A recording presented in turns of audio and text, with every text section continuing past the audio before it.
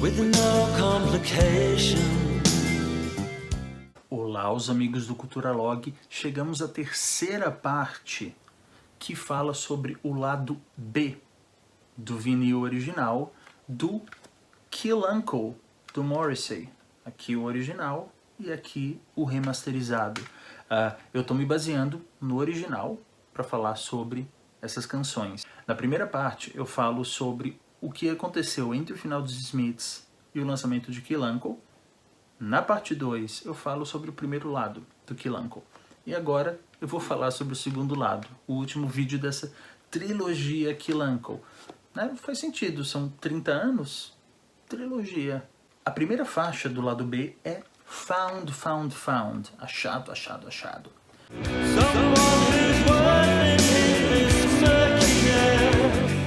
A história dessa faixa é que o Morrissey pediu ao produtor uma faixa punk, então talvez uma coisa mais pesada, né? Porque o disco não tinha nenhuma faixa que fosse guitarrosa. Essa é. E o produtor falou que fez em 5 minutos.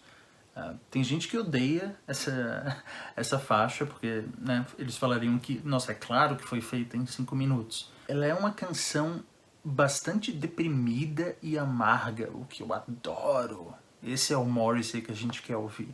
E aqui, como no vídeo 2, eu vou recorrer muito à Mozipédia, que é a enciclopédia sobre Morrissey e os Smiths. Eu vou ler aqui um pouco do verbete sobre Found, Found, Found. Em um nível puramente musical, punk ou não, Found, Found, Found ficou entre as canções menos interessantes do disco. A letra estava entre uma das mais profundas de Kill Uncle, com base na crença de Morrissey de que, abre aspas, você é alguém escolhido pelos outros ou alguém que escolhe os outros. Eu nunca fui uma pessoa que escolhia as outras pessoas. Elas sempre me escolhiam para ser amigo delas e eu sempre percebi que não podia escolher outras pessoas porque não dava certo. E a minha parte preferida dessa canção é quando ele canta que eu acredito que quanto mais você dá o seu amor e quanto mais você dá a sua confiança, mais você está fadado a perder. Mas, para minha surpresa, essa frase é roubada de uma canção do Noel Coward, chamada If Love Were All.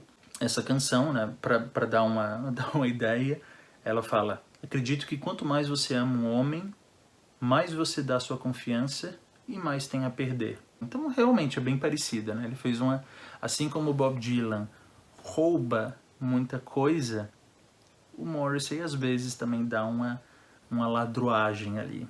Como dizia o Oscar Wilde, isso é o mais interessante. Existe o boato de que o tema da canção seria Michael Stipe, o vocalista do R.E.M. Ideia que surgiu de uma entrevista de 1991 para a revista Select. O Morrissey falou sobre Found, Found, Found de uma só vez, antes de responder a uma pergunta diferente a respeito de sua amizade com o cantor do R.E.M. Então ele basicamente, assim, tipo, o que você tem a dizer, né, sobre o Michael Stipe? Found, Found, Found. E na página 228 da autobiografia, o Morrissey fala um pouco sobre o Michael Stipe. Ele diz que uma vez encontrou, né, com o Michael num lugar mais ou menos perto de onde ele, Morrissey, morava. E ele começa a conversa assim: eu não gosto dessa vizinhança. Aí, tá, então por que tu mora aqui? O Michael perguntou. Tenho nem ideia, eu respondi. E daí ele confidencia: a primeira vez que eu ouvi Every Day is Like Sunday, eu fiquei com bastante inveja.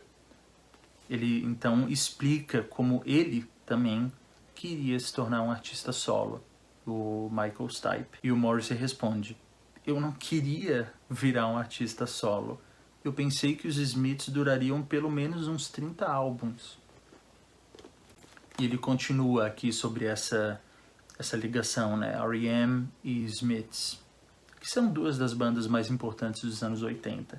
Os Smiths e o R.E.M. surgiram mais ou menos na mesma época e, como um executivo da Sire Records falou, Sire foi a distribuidora que lançou os discos dos Smiths e uma boa parte dos discos do Morrissey, inclusive o Kill Uncle, nos Estados Unidos. Disse assim: é só uma questão de qual dos dois vai explodir na América. né? O R.E.M. ou os Smiths. Quando os Smiths acabaram, o R.E.M. subiu. Então, de fato, se provou verdadeira essa previsão dele de que um dos dois iria estourar. Foi o R.E.M. Curioso a gente estar falando do Keith Uncle, né? E ajuda a entender um pouco a péssima recepção que ele teve, além do álbum em si. Saber o que estava acontecendo, né, na época. A gente tinha Manchester, bandas como Happy Mondays, sabe? Que era o início, assim, de uma cultura de rave. E, assim, o pessoal mais moderno, né? Já estava indo para essa. E o Morrissey, quando lançou o Keith Uncle, já estava se tornando uma coisa do passado.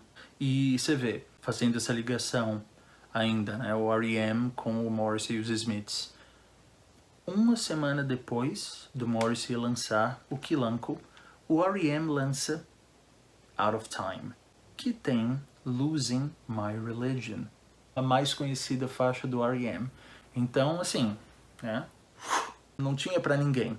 Agora, por que essa Found seria sobre a relação deles? Essa faixa tá falando assim, né, Found,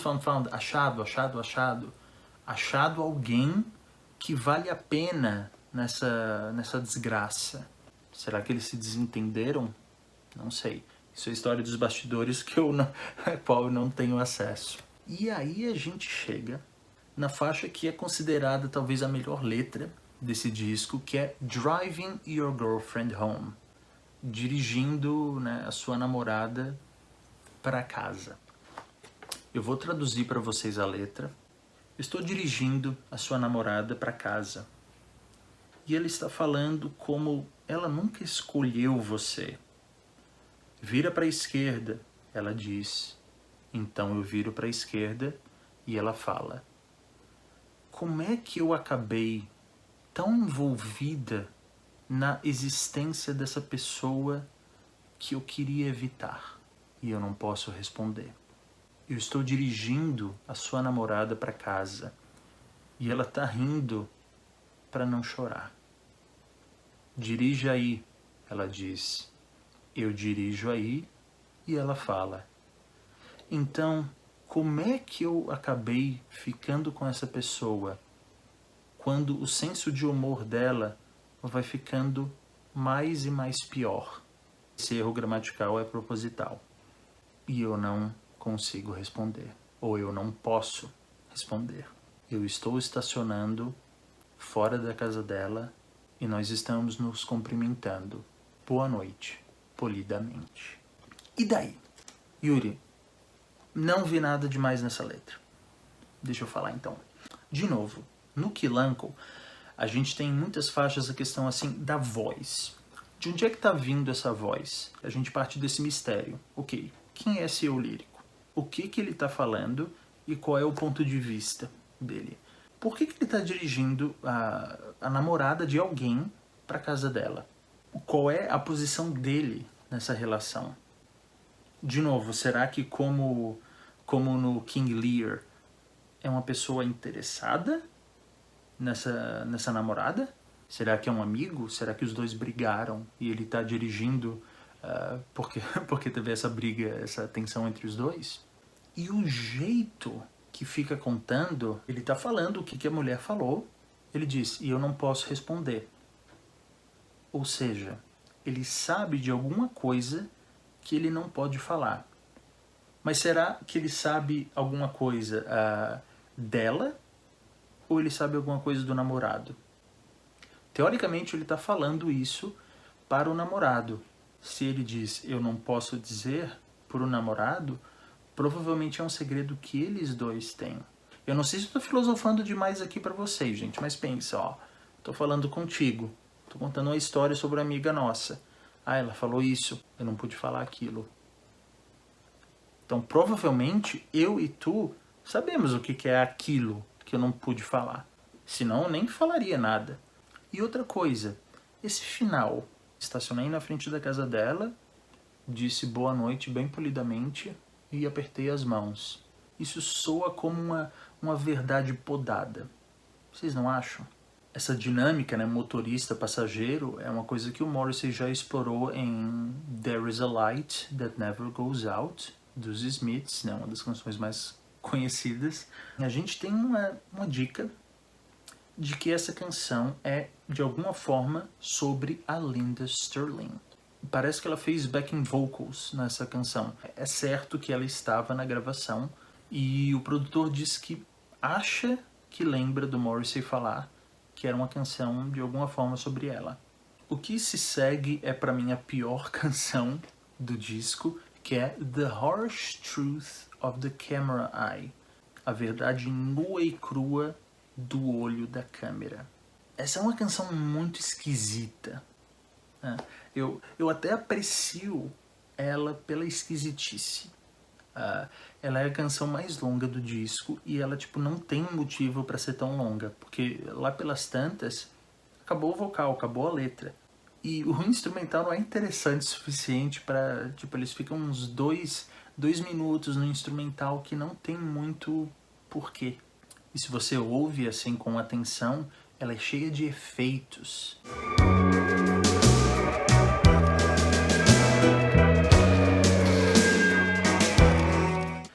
Gritos, assim, porque é para ser uma faixa meio de suspense. Me lembra um pouquinho em temática a Reader Meets Author, do Southpaw Grammar, no sentido de que fala sobre essa questão do o artista enquanto pessoa e o artista enquanto pessoa pública. Quanto que o olhar da câmera capta de verdade. Esses paparazzis, assim, tentando pegar cada momento, o que eles querem ali, né?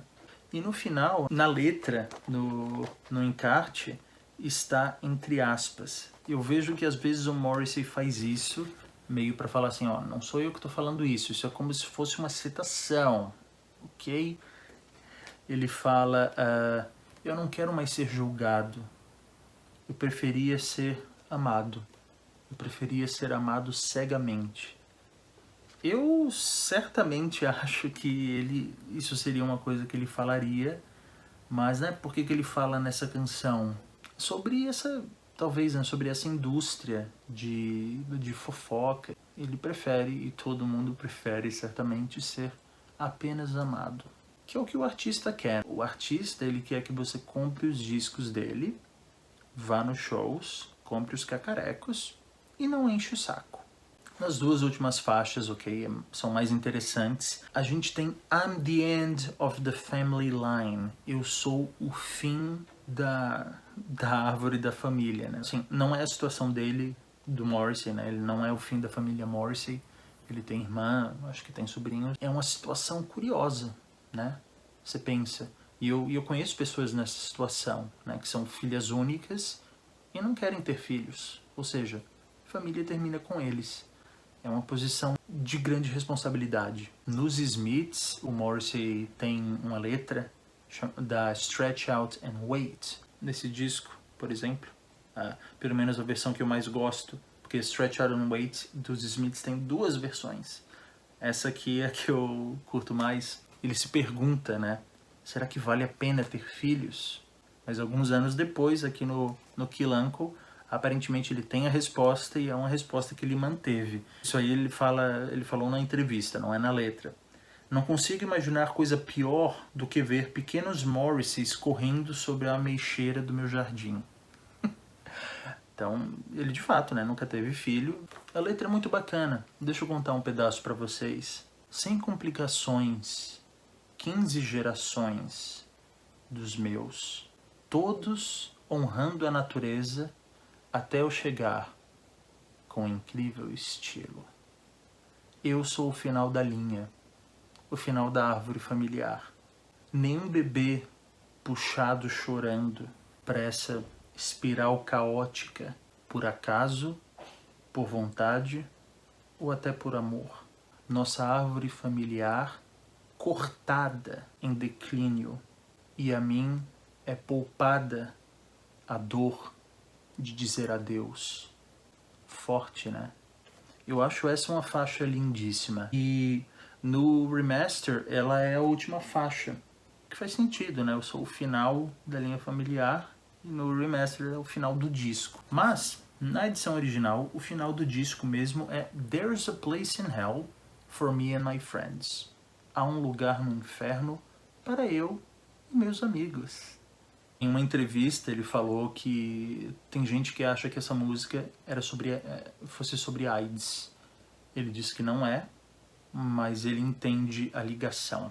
Eu acho que é por causa dessa parte aqui. Tudo que nós esperamos é que quando a gente for, a nossa pele, o nosso sangue e os nossos ossos não fiquem no nosso caminho, deixando a gente doente da maneira que deixaram quando nós estávamos vivos. Essa situação, né, trágica da AIDS, né, que ceifou tantas vidas.